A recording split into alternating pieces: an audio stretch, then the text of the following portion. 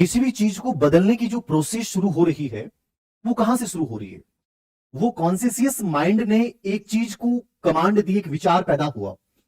विचार पैदा हुआ कि मैं बहुत अच्छा करूंगा सर, मैं आने वाले 3 महीने में पूरा सिलेबस है, मैंने डिवाइडेशन कर रखा है और मैं कंप्लीटली सर इसको कवर कर लूंगी, मैं बहुत बढ़िया करूंगी। एक विचार पैदा हुआ कॉन्शियस माइंड से। वो विचार जब आपने उसके ऊपर 5 या 7 बार सोचना शुरू कर दिया तो विचार स्ट्रॉन्ग बन जाएगा और वो विचार जाएगा अनकॉन्शियस माइंड में, अचेतन मन में।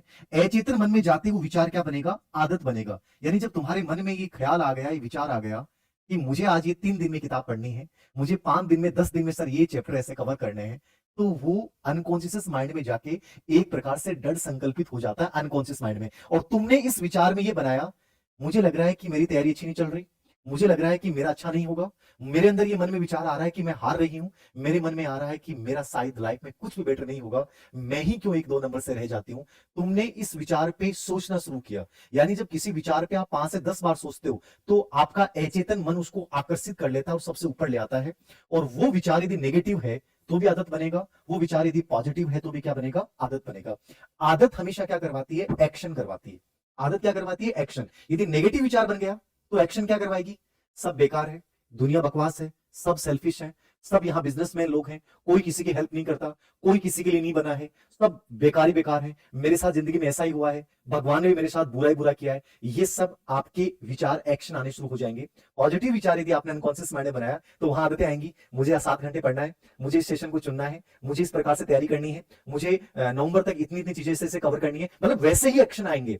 और वो एक्शन तुम्हें किसकी ओर लेके जाते हैं? सक्सेस की ओर। यानी सफलता की कहानी की शुरुआत कहां से हुई? एक विचार से हुई। किससे हुई? एक विचार से।